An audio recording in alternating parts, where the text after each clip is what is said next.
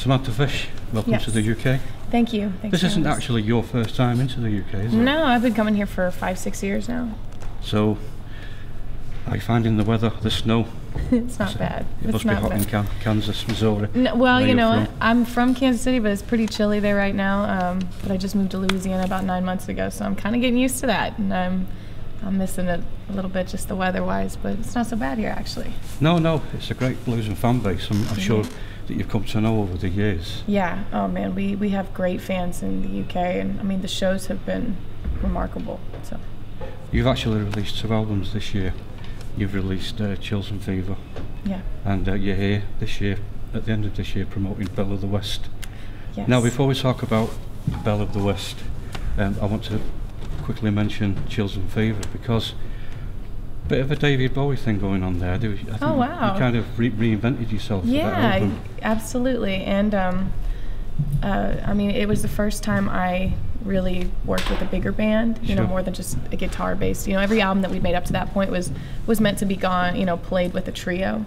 So, you know, we sort of wrote and constructed the songs around that. Chills and Fever was a departure in that way, because we added so many pieces with the horns and keys and, you know, different guitar layers, and then the second kind of different thing we did with it was it's an album of covers of R&B and soul covers from the 50s and 60s, sort of more obscure classics, I guess. Yeah. But yeah, I mean, it was a different feeling album, but you know, I loved soul music when I started singing, but because I didn't have the instrumentation to pull off those kind of really dynamic arrangements, I didn't want to mess with it. So this was another push into my musical past and inspiration. So from Chills and Fever to producing Belle of the West, that was quite a shock for your fans. You know, it was kind of, we saw Chills and Fever and we thought, is this the way Samantha's going now? Are we going to lose that kind of deep blues rock thing you've been kind of doing? But then you surprised us with this new album, which is totally roots blues. Yeah, it's an amazing album, I must say. Thank you. It's kind of a softer, it's a personal record. I wrote the songs. It's like Americana country blues. Yeah. And I mean, I think the only way we could have released 2 records in 2017 was to make them different. You know, they've each got their own kind of personality and their own I don't want to call it a concept, but you know, they're definitely very regional. You know, like Chills and Fever, we went to Detroit, so we had the punk rock soul influence of Detroit kind of coloring everything we were doing, and then went to Mississippi for a Belle of the West, and it's like Nashville meets North Mississippi country. So, are you actually aware in the UK with Chills and Fever how much she was compared to Amy Winehouse? oh well, she's amazing. Yeah, she is. Yeah. And so now you're here appearing tonight at the Octagon, wonderful venue here in Keighley in Yorkshire. Any surprises on stage tonight? Well, kind of.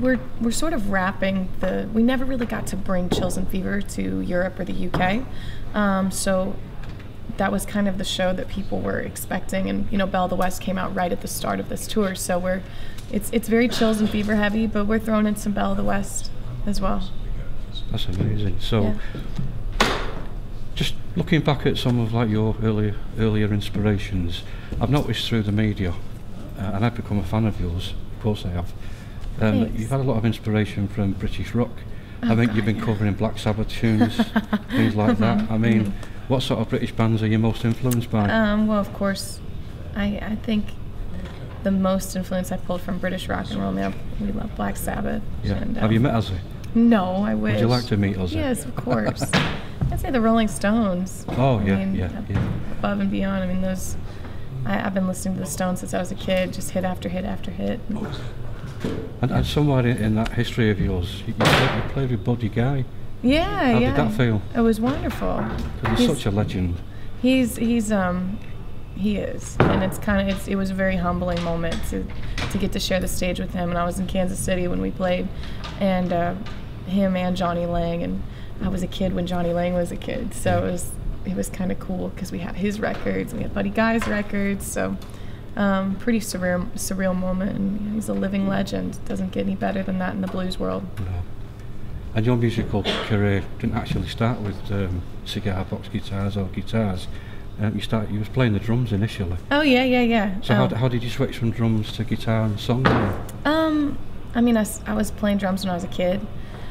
Badly, loudly. I didn't really have a lot of discipline with it, but I mean, when I just kind of picked up the guitar on my own around 15 and singing, I started singing and playing, and I think that the meter that I picked up from playing the drums for a few years really gave you timing. Yeah, it gave me the timing, which really that's the most important thing. I feel, but I started singing and playing at the same time, and then the rest just kind of took off from there. We have a guy in Tennessee, Moscow, Tennessee. Okay. He's called Lance Moss. Okay. He's actually compiled 5 questions.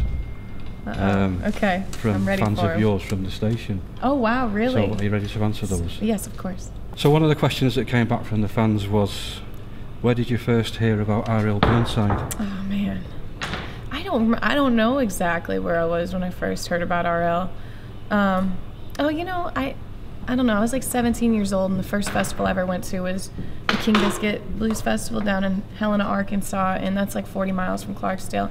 And I started hearing these guys on the Midway playing this like really incredible, North Mississippi. I found out it was called North Mississippi Blues, and there was something really guttural about that, and raw, and it just appealed to the kid that loved the Stones in me. I don't know. It just kind of mixed. You still listen to the Stones? Yeah, absolutely. It mixed kind of this rock and roll that I grew up loving with with blues music, and I mean, I feel like that's where so much of my favorite artists came from, was that North Mississippi sound. And I started doing research, and I found R.L. Burnside, and it was like the coolest thing I ever heard. Yeah. And you still listen? Yeah. It's one of my top 5 records. The Ass Pocket of Whiskey is. Have you ever had any problems going shoeless on stage? Oh yeah, for sure. You don't like playing in footwear? No, I do now. I got some comfortable footwear actually. I've been doing better. You ever got growing splinter? up? Oh yeah. Cut myself, bled, stubbed my toe. Yeah. I've kind of been wearing shoes lately. You're going to be doing that tonight? No, I'm going to keep my shoes on. It's too in cold England. out here. Yeah. Strongly advised, yeah. What drew you to the cigar box guitar? That's another popular question. The same situation as the R.L. Burnside thing when I was down there on my first trip to my first blues festival. Is that something you're going to be playing tonight? Yeah. That was a sound that I heard that I really kind of was drawn to, and it's kind of some people really are into them, some people think they're kind of novelties, but you just can't the sound of them is so incredible, especially the one that I have. It kind of just has this really weird, thick tone, and people are like, what the hell is that thing? It's goofy looking, but it sounds cool, so it stays in the set. Another question was, how much does your rig change from gig to gig? It doesn't change that much. Like, you mean my amplifier? I play Category 5 amps. I've got Delaney. I'm a Delaney endorsed artist for guitars, so I got a 512 and a signature model with them. The 512 is my new favorite guitar. It's kind of like a 339. You're playing a white SG for yeah, but I got a Gibson SG, a Fender Jaguar. At home, I play this Taylor Koa acoustic guitar. Yeah, lovely guitar. An array of cigar box guitars, and what else? That's when what I got right now. When are you going to get a Les Paul Gold Top? I was looking at one the other day. British guitar. We were in London, and we went down Denmark Street to all the really incredible guitar shops, and I kept seeing the gold top Les Pauls. I'm like, someday. I got to play Dwayne Allman a couple years ago down at the big house in Georgia, and I never really liked Les Pauls until I played that one, and I was like, oh. Incredible sound. Yeah, amazing. And finally, what advice would you give to someone who wants to get into the blues scene now, especially if you're young? If you're young, I just say start at home. Start going, find where the jams are, and start going out and playing with other people, because that's how you're going to meet folks, put bands together. You can really start in your community and work your way out from there. That's kind of how I started. Doing plenty of free gigs. Well, yeah, I do. I just go to jam sessions and play and kind of work on my chops and figure out how to play with others in that blues and blues setting. But then you meet people, and then you can put a band together and start arranging material, and also write, come up with something new to say. Work on writing and listen to the greats. Listen to the greats. Learn the guitar parts. Find your voice. Find your voice. Yeah, I think that's what we were looking for. Okay. One other thing that we asked our listeners recently was for 2018, if they could watch an ideal rock concert and they could feature 3 famous rock and blues artists. The poll actually came out like this. It came out Samantha Fish, Joe Bonamassa, Oh wow. and C6 Steve. Oh wow, yeah. So the British people want to see you 3 guys Nice. all on stage doing a concert together. That's a lot of guitar. Yeah. I've actually, I've been to see Joe Bonamassa. Yeah. And I've got the pleasure of watching your gig tonight, and I was absolutely blown away. Oh wow. I've not seen C6 Steve yet, but what do you think Steve's doing for the market, using really old broken equipment and made up guitars? It just goes to show you can make a tune from anything, really. Well, he's got this, like, within reason. I'm not, I've never met him or anything, but he seems to have this, like, alternative appeal, Yeah.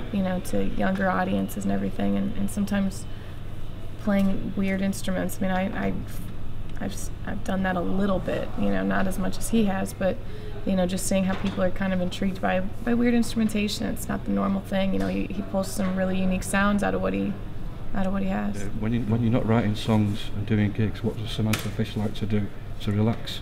Well, I'm at home in New Orleans now, so I'm just kind of figuring the whole world out.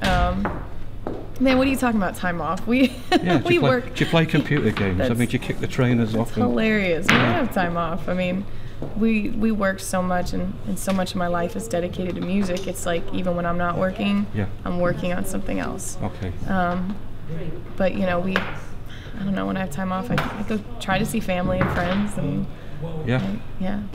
Are you planning to visit the UK again in 2018? I would love to. Yeah, I'd love to. Please. Yes, I'd love to.